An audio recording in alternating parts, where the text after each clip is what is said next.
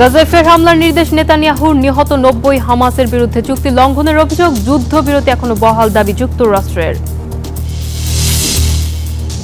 আফগানিস্তানের সঙ্গে শান্তি আলোচনা ব্যর্থ হয়, ভারতকে দুষছে পাকিস্তান। সীমান্তে ফের হামলা হলে তালেবানকে কঠিন বদলার হুমকি।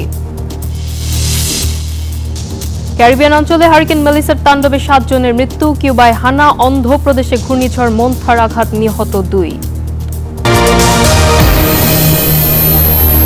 স্বাগত গ্লোবাল টাইমে। বিশ্বের নানা প্রান্তের খবর নিয়ে আপনাদের সঙ্গে আছি আমি নাফিসা জামান। দেখছিলেন শিরোনামগুলো, এবারে বিস্তারিত। প্রধানমন্ত্রী নেতানিয়াহুর নির্দেশে গাজায় আবারও ভয়াবহ বিমান হামলা চালিয়েছে ইসরায়েল। হামাসের বিরুদ্ধে যুদ্ধবিরতি লঙ্ঘনের অভিযোগ এনে এই হামলা চালানো হয়।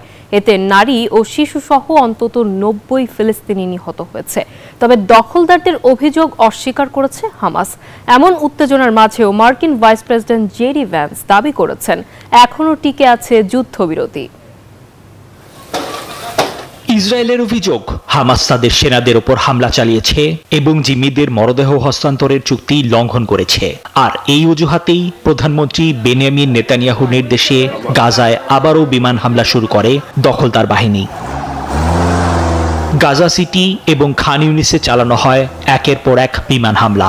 নতুন করে আবারও প্রাণহানি হয়েছে বেশ কয়েকজনের, আহত হয়েছেন আরও অর্ধশতাধিক। খান ইউনিস এবং গাজা সিটির হাসপাতালগুলোতে হতাহতদের নিয়ে আসা হয়। তবে হামাস ইসরায়েলের অভিযোগ অস্বীকার করে বলেছে তারা যুদ্ধবিরতিতে প্রতিশ্রুতিবদ্ধ। জিম্মিদের মরদেহ খুঁজতে সর্বাত্মক চেষ্টা করেছে তারা। এমন পরিস্থিতিতেও মঙ্গলবার মার্কিন ভাইস প্রেসিডেন্ট জেডি ভ্যান্স বললেন, ছোটখাটো সংঘর্ষ সত্ত্বেও যুদ্ধবিরতি এখনও টিকে আছে এবং প্রেসিডেন্ট ডোনাল্ড ট্রাম্পের শান্তি চুক্তি বহাল থাকবে। নিবির আমিন, নিউজ 24। সীমান্ত সংঘাত নিরসনে ইস্তানবুলে পাকিস্তান ও আফগানিস্তানের মধ্যকার শান্তি আলোচনা ব্যর্থ হয়েছে। এতে অনিশ্চয়তায় পড়েছে প্রতিবেশী দুই দেশের মধ্যকার শান্তি প্রক্রিয়া। এজন্য ভারতকেই দুষছে ইসলামাবাদ। বলছে তালেবানকে প্রতিনিয়ত ইন্ধন দিচ্ছে দিল্লি। তবে এ নিয়ে কাবুলকে কড়া হুঁশিয়ারি দিয়েছে ইসলামাবাদ। সতর্ক করেছে পাকিস্তানের অভ্যন্তরে কোনো সন্ত্রাসী হামলা হলে তালেবান সরকারকে এর উপযুক্ত জবাব দেওয়া হবে। দুই প্রতিবেশী দেশের মধ্যে একটি দীর্ঘমেয়াদী যুদ্ধবিরতি নিশ্চিতে দোহার পর গত কয়েকদিন ধরে তুরস্কের ইস্তানবুলে আলোচনা চলছিল। তবে সংকটের কোনো চূড়ান্ত সমাধান ছাড়াই ওই আলোচনা শেষ হয়। শান্তি আলোচনা ভেস্তে যাওয়া ওই অঞ্চলের জন্য একটি বড় ধাক্কা হিসেবে বিবেচনা করা হচ্ছে। কেননা ইস্তানবুলে পাক আফগান আলোচনা ব্যর্থ হওয়ার পরেই তালেবান সরকারকে কড়া হুঁশিয়ারি দিয়েছেন পাকিস্তানের প্রতিরক্ষা মন্ত্রী খাজা আসিফ। সতর্ক করেছেন পাকিস্তানের অভ্যন্তরে যে কোনো সন্ত্রাসী হামলা বা আত্মঘাতী বোমা হামলা হলে তালেবান শাসকদের তিক্ত স্বাদ গ্রহণ করতে হবে। এক্সে দে এক পোস্টে ওই বার্তা দেন তিনি। তুরস্ক আলোচনা ভেস্তে যাওয়ার জন্য ভারতকেও দায়ী করেন পাকিস্তানের প্রতিরক্ষা মন্ত্রী। দাবি করেন আলোচনায় দুই পক্ষ অধিকাংশ ক্ষেত্রে একমত হলেও দিল্লির ইন্ধনে শেষ মুহূর্তে বেঁকে বসে কাবুল। সীমান্তে সন্ত্রাসী হামলার প্রেক্ষিতে চলতি মাসের শুরুর দিকে তীব্র সংঘাতে জড়িয়ে পড়ে পাকিস্তান ও আফগানিস্তান, যা ২০২১ সালে তালেবান আফগান মসনদে বসার পর সবচেয়ে ভয়াবহ হামলা বলে বিবেচিত হচ্ছে। এতে উভয় পক্ষের কয়েক ডজন মানুষের প্রাণ গেছে।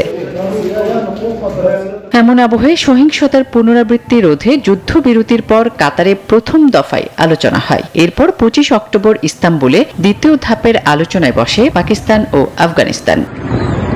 আসমাতুলি, নিউজ 24। শতাব্দীর সবচেয়ে শক্তিশালী ঝড় হিসেবে ক্যারিবিয়ান অঞ্চলে আঘাত হেনেছে হারিকেন মেলিসা।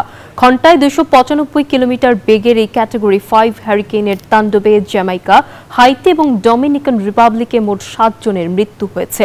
জ্যামাইকার উপকূলে ব্যাপক তাণ্ডব এবং ঘরবাড়ি ও অবকাঠামোর ব্যাপক ক্ষয়ক্ষতি করে ঝড়টি কিউবায় আঘাত করেছে। কিউবার উপকূলীয় অঞ্চল থেকে এরই মধ্যে লাখো মানুষকে নিরাপদ আশ্রয়ে সরিয়ে নেওয়া হয়েছে।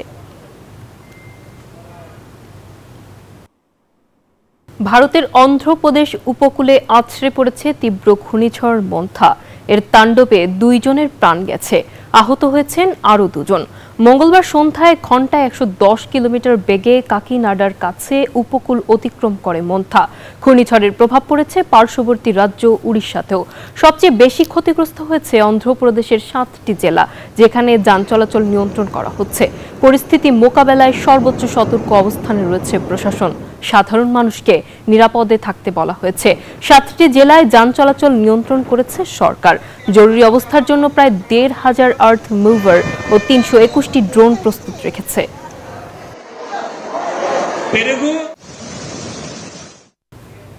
চীনের সঙ্গে একটি ভালো চুক্তি হতে যাচ্ছে। এশিয়া সফরের তৃতীয় গন্তব্য দক্ষিণ কোরিয়ায় পৌঁছে এমন বার্তা দিয়েছেন মার্কিন প্রেসিডেন্ট ডোনাল্ড ট্রাম্প। বৃহস্পতিবার বুসানে অনুষ্ঠিত শি জিনপিং এর সাথে বৈঠকের আগেই এমন মন্তব্য করেন ট্রাম্প। তবে দক্ষিণ কোরিয়া সফরে এশিয়া প্রশান্ত মহাসাগরীয় অর্থনৈতিক সহযোগিতা সম্মেলনে যোগ দেন মার্কিন প্রেসিডেন্ট। বৈঠক করেন দেশটির প্রেসিডেন্ট লি জে মিয়ং এর সঙ্গেও। সেখানে বাণিজ্য চুক্তি ও রপ্তানি শুল্কের বিষয়েও আলোচনা হবে, যা দুই দেশের বাণিজ্য দ্বন্দ্ব কমাতে সাহায্য করবে বলেও মনে করা হচ্ছে। পারমাণবিক বিদ্যুৎ কেন্দ্র স্থাপনের লক্ষ্যে মঙ্গলবার যুক্তরাষ্ট্রে $8,000 কোটি একটি চুক্তি স্বাক্ষরিত হয়েছে। রয়টার্স জানায়, মার্কিন সরকার এবং কানাডা ভিত্তিক প্রতিষ্ঠান ওয়েস্টিং হাউসের সাথে একটি অংশীদারি চুক্তি হয়। বিগত 2 দশক ধরে যুক্তরাষ্ট্রে কৃত্রিম বুদ্ধিমত্তা ডেটা সেন্টারের পরিমাণ বেড়ে যাওয়ায় দেশটিতে বিদ্যুতের চাহিদা বৃদ্ধি পেয়েছে। এর জেরেই করা হয়েছে চুক্তিটি। এটি বাস্তবায়নের মাধ্যমে যুক্তরাষ্ট্রে তেল, গ্যাস, কয়লা ও পারমাণবিক বিদ্যুতের যোগান নিশ্চিত করা যাবে, এমনটাই আশা করছেন সংশ্লিষ্টরা। এছাড়াও যুক্তরাষ্ট্রে পারমাণবিক বিদ্যুৎ কেন্দ্র স্থাপনের লক্ষ্যে প্রযুক্তিগত ও আর্থিক সহায়তা করবে জাপান।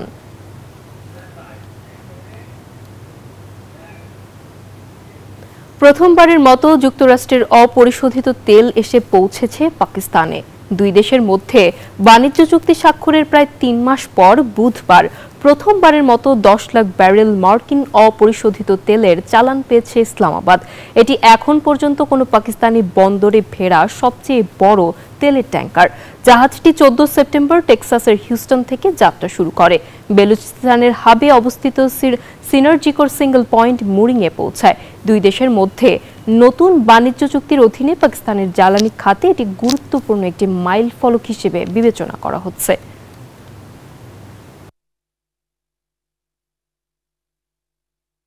উইকিপিডিয়ার বিকল্প হিসেবে এবার মার্কিন ধনকুবের ইলন মাস্ক চালু করলেন তার নিজস্ব তথ্য ভান্ডার গ্রোকিপিডিয়া। সম্পূর্ণ এআই চালিত এই প্ল্যাটফর্মের লক্ষ্য হল সত্যনিষ্ঠ ও পক্ষপাতহীন তথ্য সরবরাহ করা। তবে চালুর পরপরই আর্টিকেলগুলোর তথ্য নিয়ে বিতর্ক শুরু হয়েছে।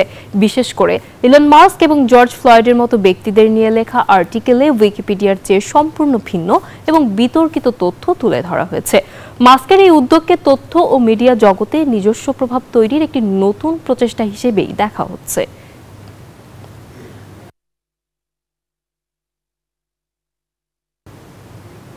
কঠোর অভিবাসন নীতির কারণে কুয়েতে কমছে প্রবাসীর সংখ্যা, এমন চাঞ্চল্যকর তথ্য দিয়েছে দেশটির কেন্দ্রীয় পরিসংখ্যান ব্যুরো সিএসবি।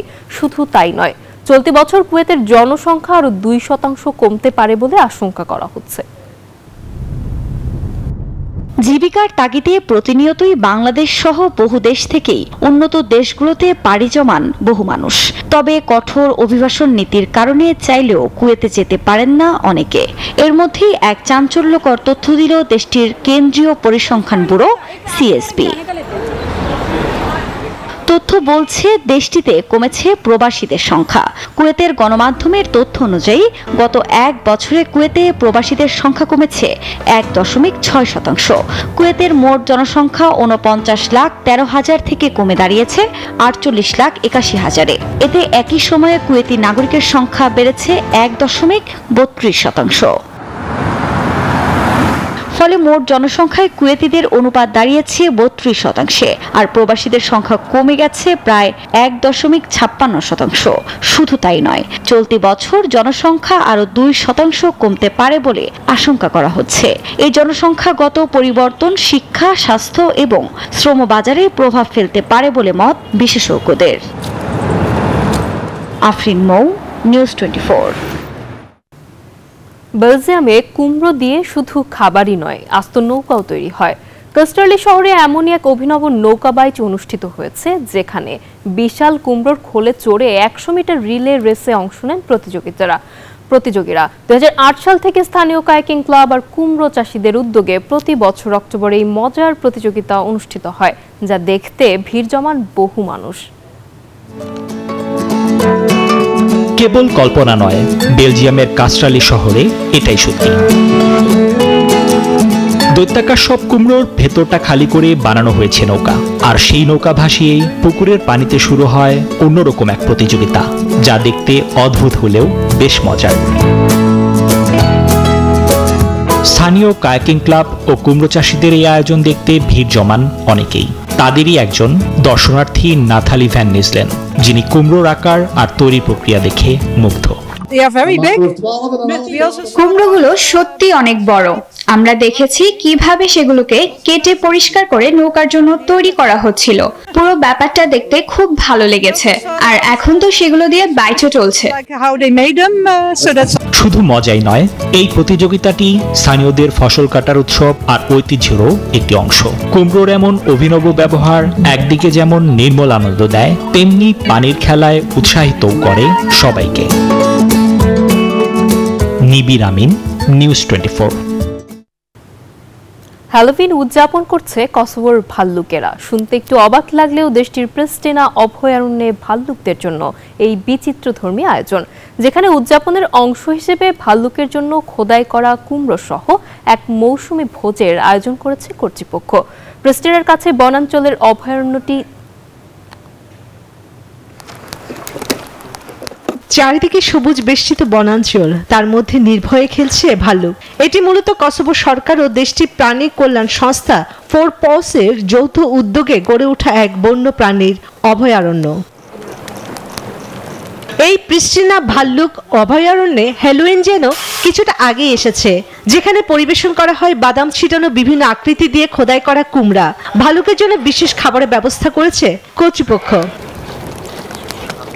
ভাল্লুকেরাও যেন উৎসবের আমেজ আঁচ করতে পেরেছে। তাই তো অন্যান্য দিনের তুলনায় খেলাধুলায় মত্ত হয়ে উঠেছে ভাল্লুক, এমা, ওস্কা ও রনো, 3 ভাই বোন। 2014 সালে ভাল্লুকগুলো উদ্ধার করে এই অভয়ারণ্যে আনা হয়েছিল। কসোভোর দুর্গম অ্যাট্রাসাট পর্বতমালায় জন্ম নেয়া এই 3 ভাই বোনকে মাত্র 1 মাস বয়সে উদ্ধার করে পর্বস নামে সংস্থাটি। অক্টোবরের শেষ সপ্তাহে ভাল্লুকগুলোকে দেখতে যান দর্শনার্থীরা। এই সময় আপেল আর গাজরের পুর ভরা কুমড়া খাওয়া নিয়ে বেশ ব্যস্ত থাকতে দেখা যায় প্রাণীগুলোকে। এখন শরৎকাল, বাদাম আর কুমড়ার সময়। হ্যালোউইন উৎসবে খাবারের বৈচিত্র্য আনতে কুমড়ার বিভিন্ন ধরনের খোদাই করছি। আমি এখানে প্রথমবারের মতো এসেছি। অনেকদিন ধরে ভাল্লুকগুলোর কথা বলছিলাম, নিজ চোখে দেখতে পেরে ভালো লাগছে। বিয়ার স্যাংচুয়ারি প্রিস্টিনা 4 পস কসোভো সরকারের যৌথ উদ্যোগে অভয়ারণ্যটি চালু হয় 2013 সালে। চন্দ্রা, নিউজ 24। এই ছিল গ্লোবাল টাইমের আয়োজনে। এতক্ষণ সঙ্গে থাকার জন্য ধন্যবাদ।